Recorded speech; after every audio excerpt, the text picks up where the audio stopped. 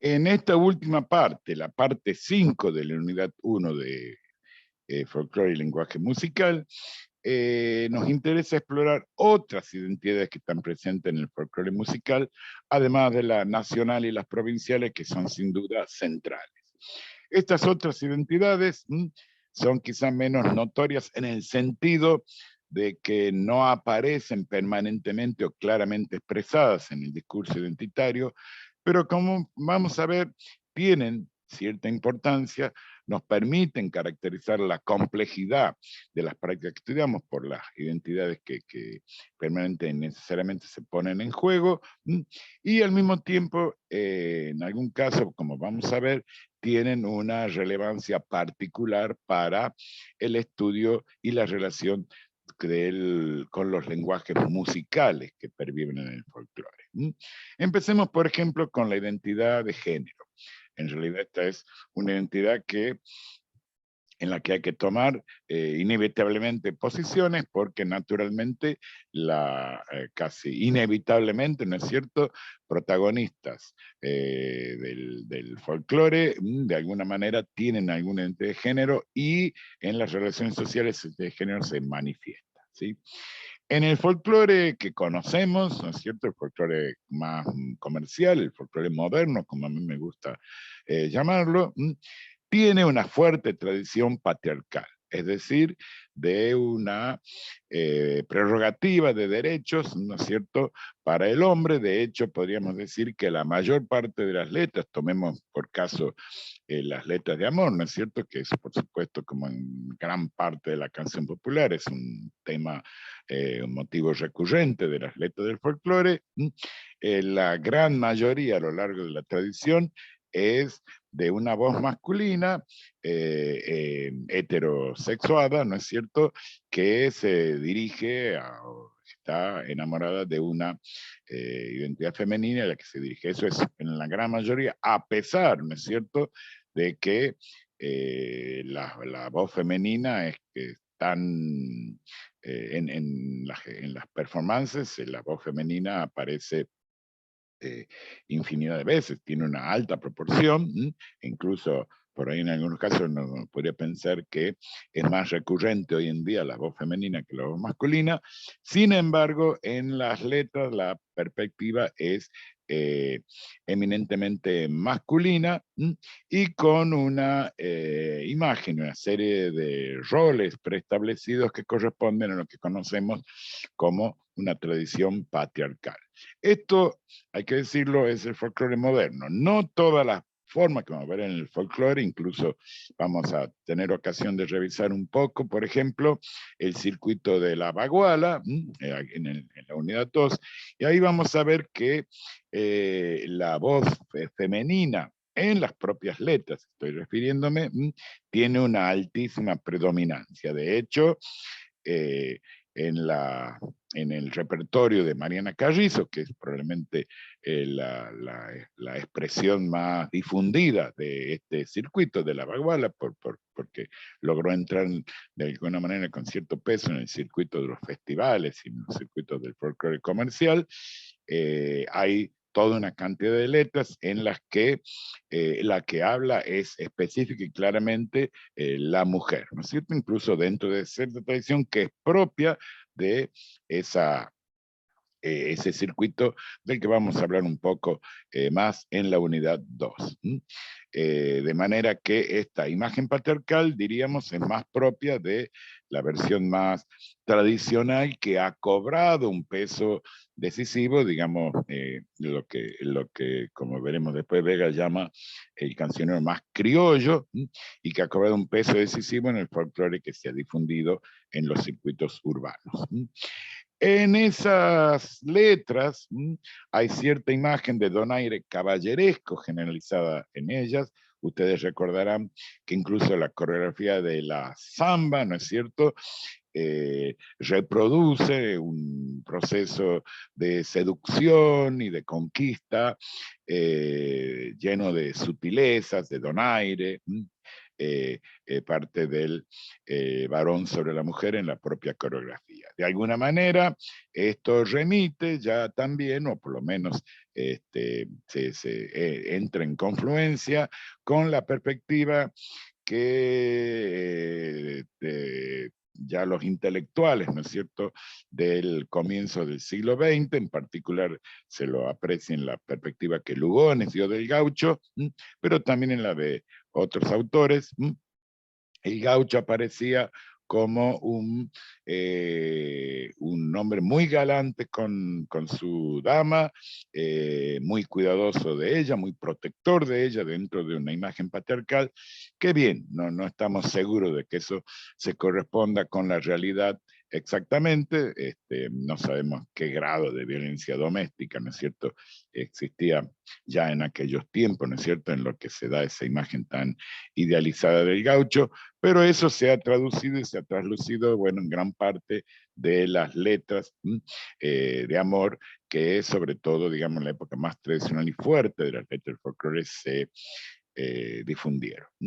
Sin duda alguna, ya que hablamos de identidad de género, corresponde decir que en esta imagen tradicional y particular no hay ningún lugar para la diversidad sexual, para lo que se conoce como identidades disidentes, aunque precisamente en estos días de preparación del curso encontré una nota periodística que decía que algunos elementos de identidades disidentes de género estaban asomando dentro del folclore. Sin embargo, sin duda alguna, eso resulta mucho más difícil de encontrar, de reproducirse, de profundizarse en un ámbito, como decía, tan fuertemente patriarcal. Otra identidad que resulta particularmente importante es la que podemos llamar identidad de clase, es decir, aquellos colectivos que se elaboran sobre la base de la articulación dentro de un sector social definido en términos socioeconómicos. El folclore, en su perspectiva dominante, en sus bases fundacionales, y como hemos visto incluso al analizar en la letra de Castilla, con una fuerte presión, se supone que expresa la perspectiva de los campesinos. Como saben, eso está estrictamente ligado al origen del concepto mismo de folclore, que es la idea de que, ¿no es cierto?, el pueblo en contacto con la naturaleza, alejado de las contaminaciones de la modernidad y de la vida urbana, está con mucha más fuerza, compenetrado de su esencia nacional, que está en estado natural, ¿no es cierto?, y que responde a la concepción herderiana. Por eso, en realidad, en esa perspectiva original de esos campesinos, hay una perspectiva idealizada, idílica, un estado de inocencia. En realidad, la idea, por supuesto, siguiendo la concepción herderiana, que hemos visto que hay un profundo eco en los intelectuales que introducen la idea de folclore en la Argentina, son aquellos intelectuales comprometidos con defender y preservar la esencia de la nación los que terminan, ¿no es cierto?, hablando por ellos, ¿sí? Tomemos como un simple ejemplo esta letra de los hermanos Ábalos, juntito al fogón, en la que el que habla en primera persona, por supuesto, no representa a los propios hermanos Ábalos. Ahí tenemos la estrofa que claramente lo señala: yo no soy buen cantor, apenas puedo entonar, como está entonces que la voz está representando a un campesino, y fíjense que habla de la satisfacción que tiene, de las noches en el fogón, de la fiesta de Mailín, y fíjense el matear, ¿no es cierto?, a lo del fogón, y fíjense casualmente, digamos, esa vida feliz en contacto con la naturaleza que se subraya en los dos tópicos que se tocan en el estribillo. Los quebrachales están bañaditos de luna, nos dice por un lado, y por otro lado, no tengo por qué envidiar un querer, es decir, tengo una vida apacible y feliz.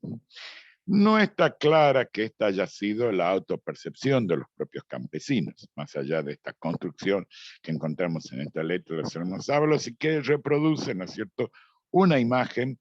un colectivo, ¿no es cierto?, de clase social, que es propio de una larga tradición en el folclore. En las coplas populares que se recogen,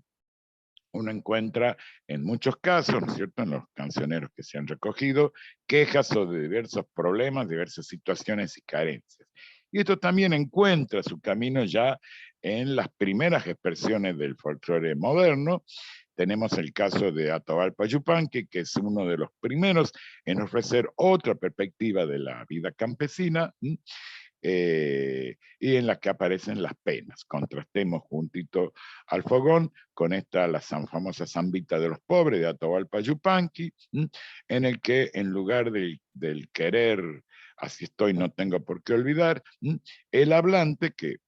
también entendemos que no es Yupanqui, sino que también está tomando, expresando a través de su personaje, ¿no es cierto?, la voz de un miembro, por decirlo así, propio y característico del colectivo, que extraña a su cariñito del cerro, a su criolla buena, que se ha ido y por la cual él, digamos, los domingos baja, ¿no es cierto?, a olvidar sus penas en la fiesta de los domingos, ¿no es cierto?, porque ella se fue camino de la ciudad emponchada de nieblas. Y esforzado trabajador y solitario trabajador, que vive en el rancho solo, encuentra en la samba, ¿no es cierto?, su consuelo un día. Es Alajita es tu canto, un día a la semana, en los domingos del Tucumán. ¿Sí? Ahora, estas son manifestaciones del comienzo. En realidad, a lo largo del tiempo, la imagen del pueblo que habla en el folclore toma diversas formas. Repasemos rápidamente otras formas en que se expresa la identidad de clase, la identidad del pueblo colectiva que se expresa en la samba, ¿no es cierto? Por ejemplo, tenemos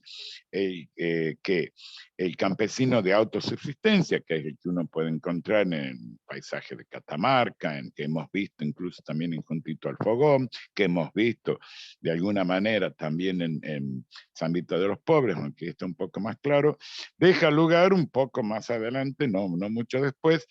al peón, el campesino semiproletarizado, por ejemplo, el zafrero. Tenemos la pobrecita de Yupanqui, por ejemplo, en la que aparece el zafrero, ¿sí? En la que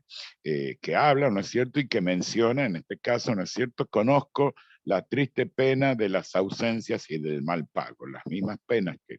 que veíamos que tenía el campesino de San Vito de los Pobres, pero aquí está puesta no en un campesino que vive aislado, digamos, quizás dependiendo de su propia producción, sino alguien que cobra un salario en el ingenio. Y una perspectiva distinta de la misma figura, de la misma clase, la que da Jaime Dávalos en Vamos a la Zafra, una canción en la que,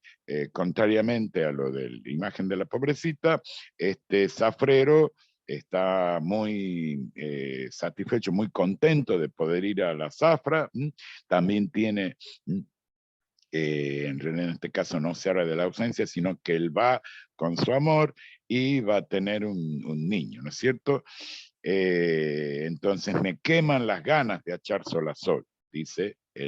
este zafrero. O sea, tenemos también dos imágenes contrapuestas con respecto al modo en que toman la vida en estas construcciones que se hace del colectivo de... y finalmente, podemos mencionar también otra perspectiva mucho más abarcadora. Tomemos Cuando tenga la tierra, una letra de Petrocelli, a la que le puso música Daniel Toro, que tal vez ustedes conocerán, en la que además de hacer una referencia a Martín Fierro como original, como, digamos, haciendo una vinculación con la tradición del gaucho, sembraré las palabras que mi padre Martín Fierro puso al viento, dice la letra, pero fíjense el colectivo que tiene, al que hace referencia. Cuando tenga la tierra la tendrán los que luchan, los maestros, los hacheros, los obreros y también, si ustedes se fijan, más abajo, la orquesta donde canten los que piensan, dice. O sea, suma un gran colectivo, en este caso muy del año 70, un colectivo popular, ¿no es cierto?, en el que también incluso los intelectuales, ¿no es cierto?, forman parte de ese colectivo. Dentro de todos estos ejemplos, a mí me parece que convendría mencionar, dentro de esta cuestión de la identidad de clase, que están estas circulaciones masivas, pero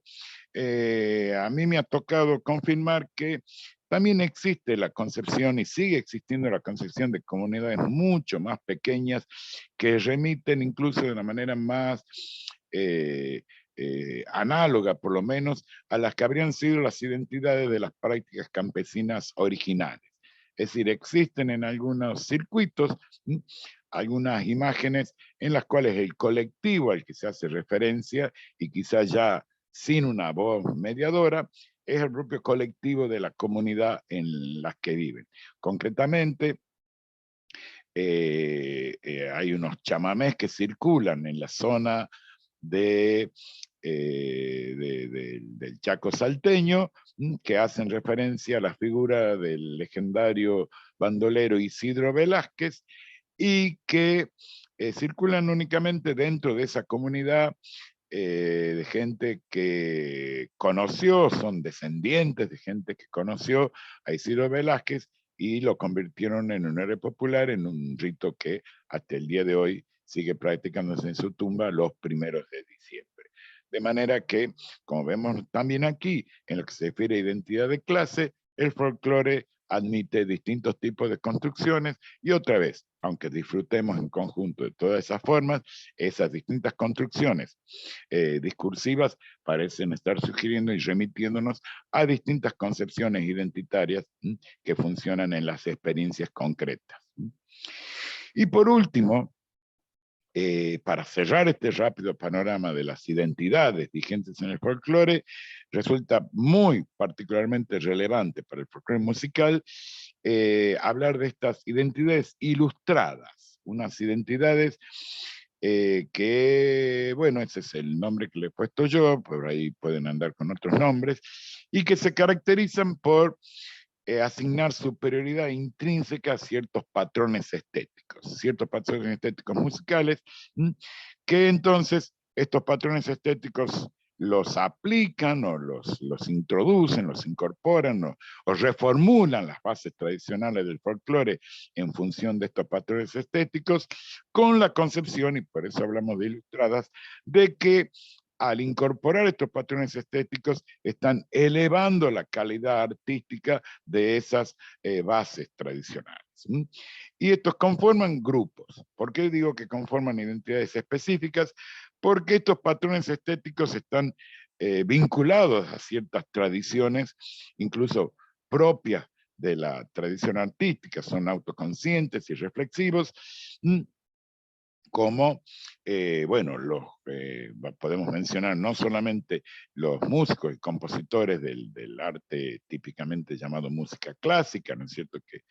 que desde los años 30 en adelante comenzaron a recrear formas de la tradición folclórica, como también otros músicos de formación académica y con gustos sofisticados que, como veremos en la unidad 2, ¿no es cierto?,